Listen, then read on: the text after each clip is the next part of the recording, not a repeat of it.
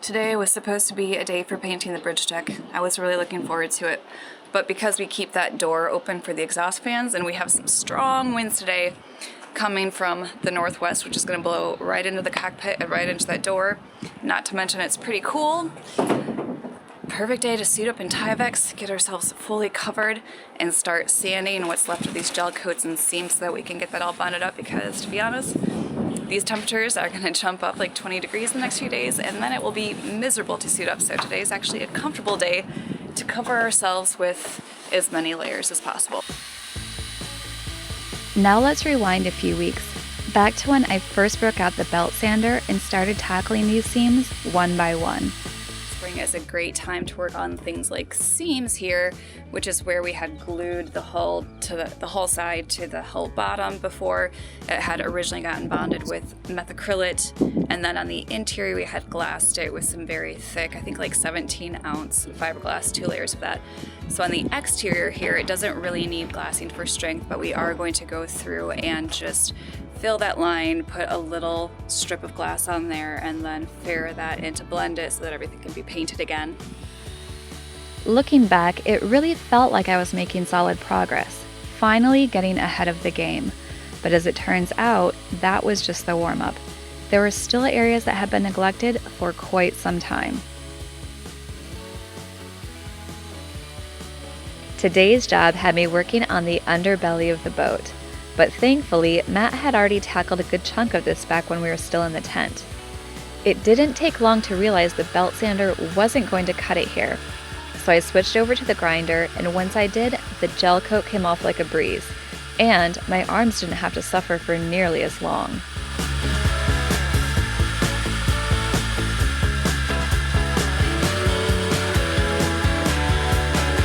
Once I had done my part, removing the initial layer of gel coat and sanding down to bare fiberglass, Matt came in behind me with a grinder to smooth out the surface, taking down any bumps or ridges. With the prep work complete, we were ready to glass the seam. Since this area isn't structural, the fiberglass only needed to span the seam itself and create a solid bond on either side. The most important rule of this is to not lose this edge. So you can see kind of along here, that little piece right there, that's going to be really hard to duplicate if we get over the line too far and we have to sand that back. So we're trying to make sure that we keep that. If we keep that, everything else should hopefully fall into place. First step in the process here, Matt is taking our Total Boat polyester structural repair putty, and he's just going to kind of fill in some of the gaps and make a tacky surface. The goal is, because this was sanded with that little belt sander, it is still a little rough of a surface. This helps to even that out, because one thing with polyester resin is it doesn't gap fill at all, so it doesn't fill in voids really well. So using the structural putty, it fills in any of those little voids, and then when we put the glass on, I make sure that it gets a nice even surface or coat. Which is going to be huge for fairing. Add some MEKP. That's why we have that stuff there. Oh, splat already.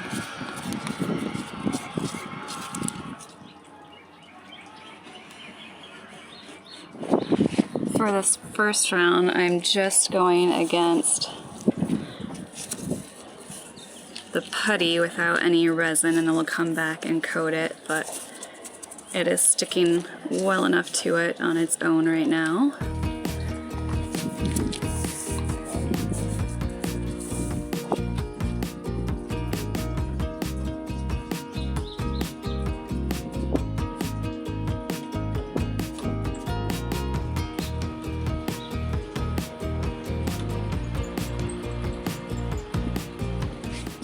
Now that all the fiberglass is on, I am just going through to roll it with our polyester resin, get it completely covered and translucent, and then Matt is following behind me with our fin roller to get out any air bubbles.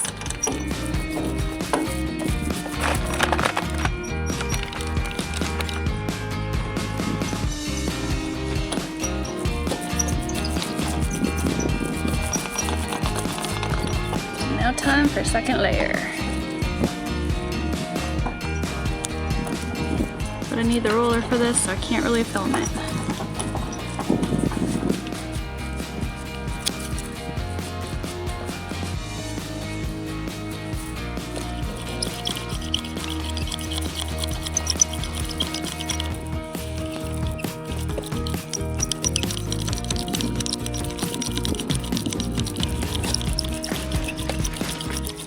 And lastly, on top of the 2 layers of fiberglass, we put on peel ply, just this stuff here, and it smooths out the glass so that when we peel it off, it makes it much easier to fare and blend in. It helps when your roller actually rolls. Yeah, this one's a little stuck. I think it has some resin from last time on it that we didn't get. Yeah, it's just like barely spins now, so it's pretty much just a paintbrush.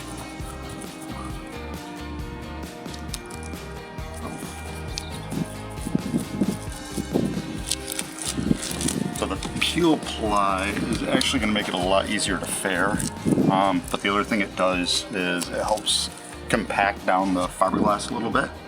Even though we went through and hit it with that thin roller, you can always use a little bit more. And rolling on top of this, it pushes it down and holds it against the surface really well.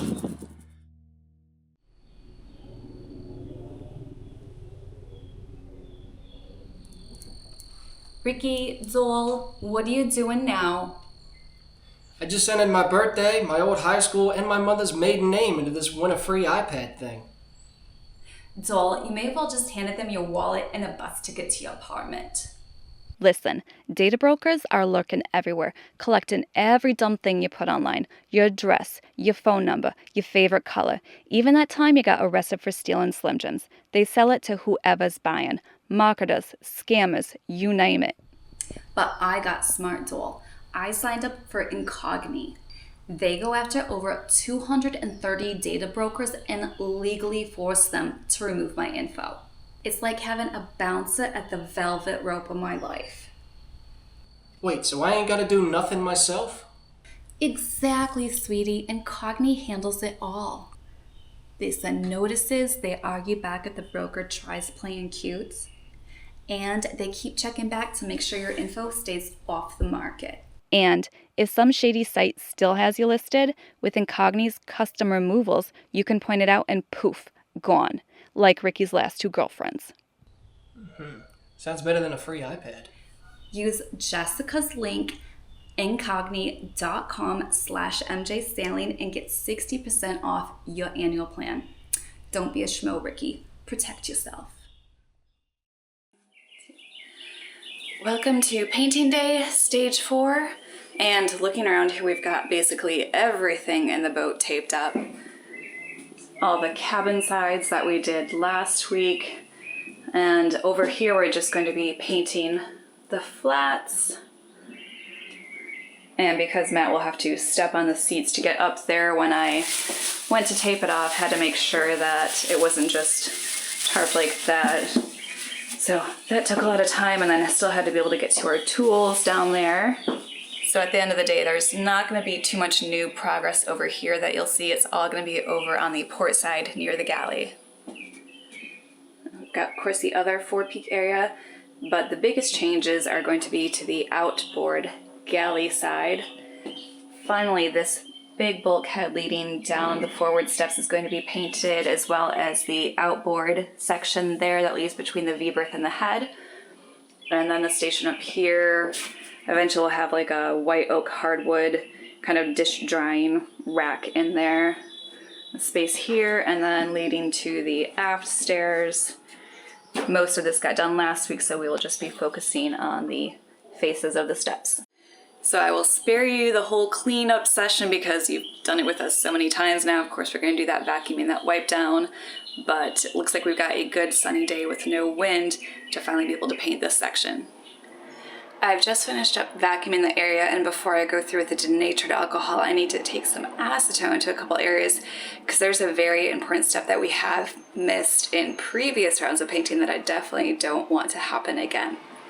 While we're going through these areas and everything was getting touched up at different times, like maybe this would be fully primed, this was still getting sanded and primed and filmed, so everything was in different stages. We started marking where everything was at by telling the grit that we had recently sanded at. I know it's a little dark down here, but if you can see up here, it says 320. So if it said 320, it meant that that area was primed, sanded, basically ready for paint. Don't touch it again. Don't let 180 grit, anything under 320 near it. So we kind of like went through.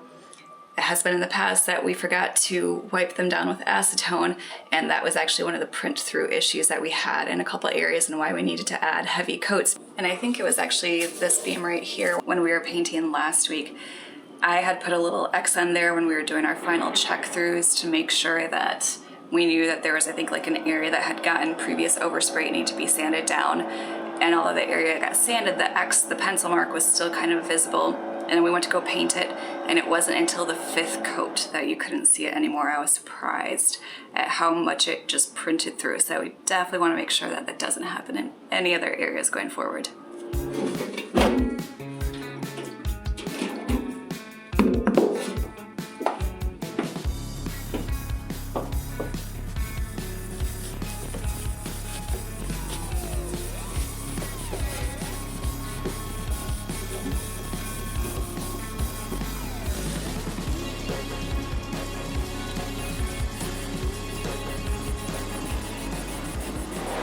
We've just finished applying the first coat. You can hear the big fan going behind me, and I actually didn't get coverage of it at all because I was following Matt with the hose, and there was like lots of winding in and out between both sets of steps. So I'll try and get some more on this next round if I can. But even with the one coat so far, it's pretty cool. You can see the shine coming through, and this bulkhead on the forward edge of the galley, and the gas head looks nice. Whole countertop, I can now imagine setting things out here, and we're gonna have our veneer of the white oak as kind of the backsplash there. Forward edge of that as well, plus each set of steps. It's probably gonna be a 5-round day again, which we're planning on just in case. But it's really nice because with these flat surfaces too, we don't have to worry about the runs, they just kind of settle in. So finally, for once, we know one area is gonna look perfect.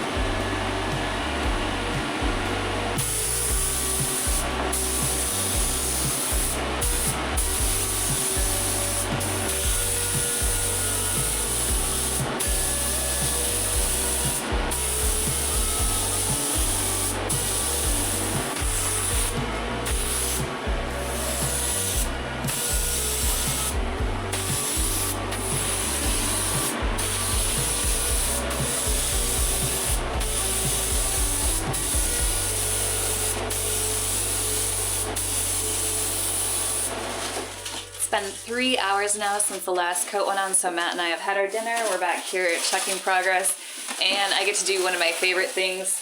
The last job, there will be a lot more of this. There's only like 2 parts I get to do it here, but watch this. Removing tape to reveal the beautiful white oak trim below. Hopefully.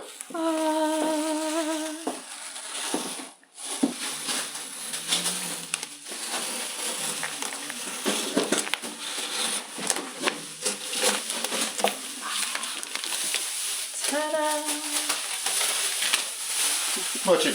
I'm watching you.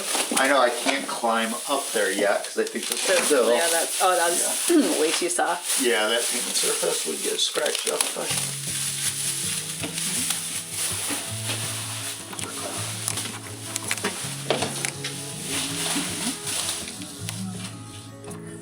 Ooh, juicy.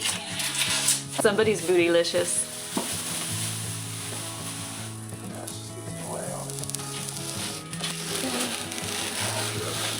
Yeah. Upon further inspection, the paint is still quite soft. It has only been 3 hours that it's been sitting here, and the temperature right now is, where'd my probably upper 60s. But But where we blended them together, here, you want to show them before you take the last, or you already took it off? I already took it off. Well, There's there's more over there, yeah. but eventually I'll show you. So we use this foam stuff. It's made for reducing paint lines. And along this edge, so we had to paint this surface. This edge had already been previously painted. So it was hard trying to come back in and blend those two pieces together. I mean, we haven't totally exposed it yet, but so far it looks really good. There's no hard line that I can feel at all here. I think it did actually what it's supposed to do. Shocking. I'll still have to go through and kind of polish this cove along there to get it so it's fully blended in, but hopefully it won't require any wet sanding or anything. I mean, wow. Something actually went right. Especially for the first time. Yeah. I'm loving this outboard galley countertop, all shiny and white. Shiny walls there. Shiny, shiny. Everything is shiny. And in about 2 to 3 days from now, we should be able to do the settee, so the rest of the salon, and then the inboard side of the owner's hall, which kind of like leads up the steps and to the entertainment station over there. But this turned out really well, and this thing is slowly coming together. So excited.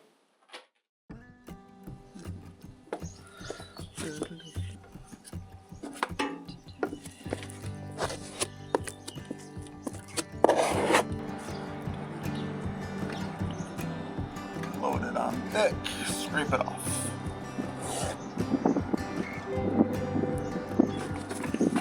My little guy that I shaped to kind of this curve, so hopefully we can maintain that all the way, because it is the same radius throughout. That was one of the smart things that they did.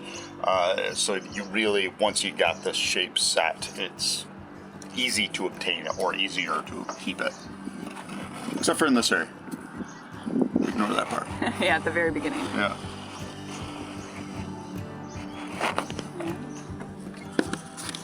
As I said before, this edge is the important one, because we just really don't want to lose that shape, because it is going to be a struggle to get it so it's fair all the way across, and that radius that they have in there, that little curve, trying to keep that is much more difficult, so I'm going to try to avoid that as much as I possibly can.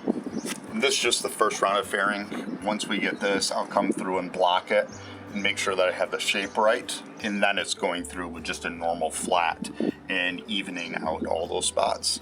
But this gets us in at least that area where we're close to what the shape needs to be. What I always like to see, there isn't a ton of fairing compound in there, which is good. So we were able to get majority of that back in fiberglass instead of just extra thick fairing.